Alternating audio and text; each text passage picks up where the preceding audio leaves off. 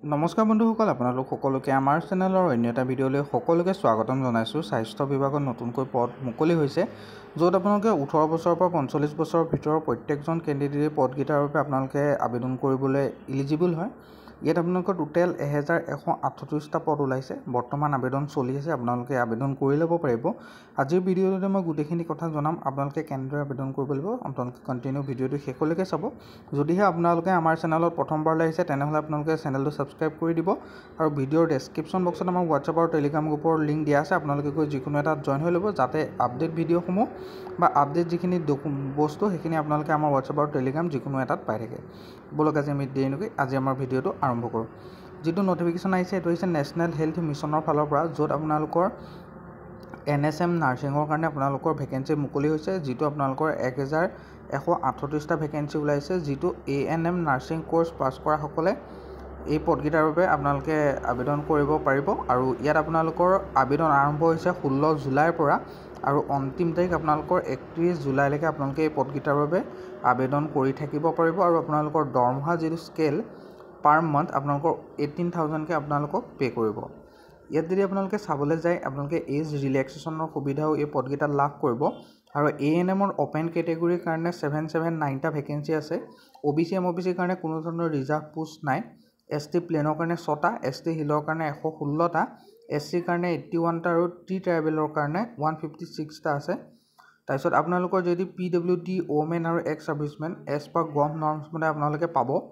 আৰু up to 40 ইয়েৰ্ছলৈকে আপোনালোকে এই পদকেইটাৰ বাবে আবেদন কৰিব পাৰিব। বয়সটো আপোনালোকৰ 1 জানুৱাৰী 25লৈকে আপোনালোকৰ কেলকুলেট কৰিব।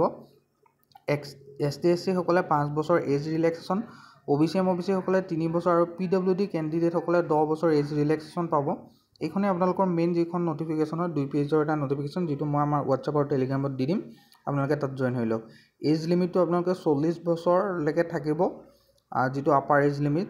আৰু আপোনালোকৰ আবেদন কৰিব পাৰিব। অ'পেন কেটেগৰী হ'লে 40 বছৰলৈকে পাৰিব, OBC MOBC হ'লে 43 ইয়েৰ্ছলৈকে পাৰিব, ST SC প্লেন আৰু হিল হ'লে 45 ইয়েৰ্ছ পাৰিব, আৰু PWD হ'লে আপোনালোকে 50 বছৰলৈকে এই পদকেইটাৰ বাবে আপোনালোকে আবেদন কৰি থাকিব পাৰিব। আৰু ইয়াৰ আবেদন আৰম্ভ হৈ গৈছে। আপোনালোকে গুগলত গৈ চাৰ্চ কৰিব অসমকেৰিয়াৰ.in, নহ'লে মই ভিডিঅ'ৰ ডেছক্ৰিপশ্যন বক্সত লিংক দি দিছোঁ, তাত গ'লে আপোনালোকে এই পদকেইটাৰ আবেদন কৰাৰ যিটো লিংক সেইটো পাই যাব। ইয়াত আপোনালোকে যদি চাবলৈ যায় কোন কোন জেনেৰেলত আপোনালোকৰ ডিষ্ট্ৰিক্টত আপোনালোকৰ ভেকেঞ্চিখিনি মুকলি হৈছে, বৰাক ভেলীত আপোনালোকৰ ইয়াত চাব পাৰে।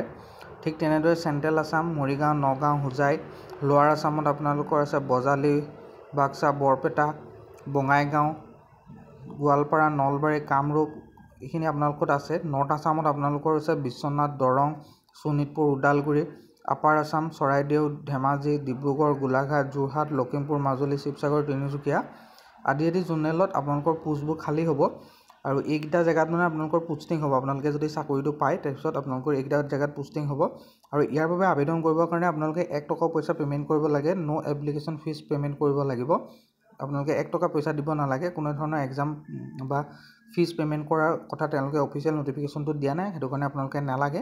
সেইবাবে আপোনালোকে আবেদনটো কৰক। আৰু ইয়াত এটা চিলেকশ্যন প্ৰচিডিউৰটো আপোনালোকে ইয়াৰ বাবে এক্সাম কোনো ধৰণৰ তেওঁলোকে কোৱা নাই যে এক্সাম পাতিব বা কিবা পাতিব। চিলেকশ্যন প্ৰচেছটো তেওঁলোকে যিটো আপোনালোকৰ মেৰিটৰ ওপৰত বেছ কৰি তেওঁলোকে শ্বৰ্ট লিষ্টেড কৰিব চাগে।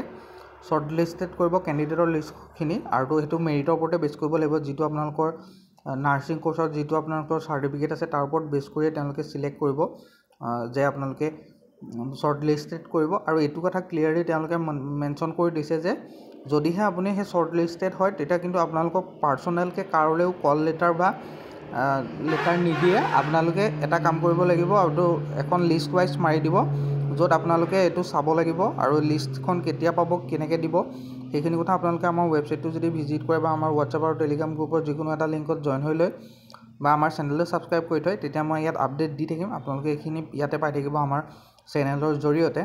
আৰু ইনষ্ট্ৰাকশ্যন যিখিনি দিবলগীয়া আছিলে, আপোনালোকৰ মেট্ৰিকৰ মাৰ্কশ্বিট, SSLC, এডমিট কাৰ্ড, তাৰপিছত যি কাষ্ট চাৰ্টিফিকেট, যদি আপোনালোকৰ কাষ্ট চাৰ্টিফিকেট আছে তেতিয়াহ'লে কাষ্ট চাৰ্টিফিকেট দিব লাগিব। বাকী যিখিনি ৰিকুৱাৰমেণ্ট ডকুমেণ্ট সেইখিনি নৰ্মেল ফটো, ছিগনেচাৰ সেইখিনিতো লাগিবই। সেইখিনি আপোনালোকে সকলোৱে জানে। আপোনালোকে এবাৰ ভিজিট কৰিব আমাৰ ৱেবছাইটটো। আজিলৈ মানে আকৌ লগ পাম অন্য এটা ভিডিঅ'ত। ধন্যবাদ।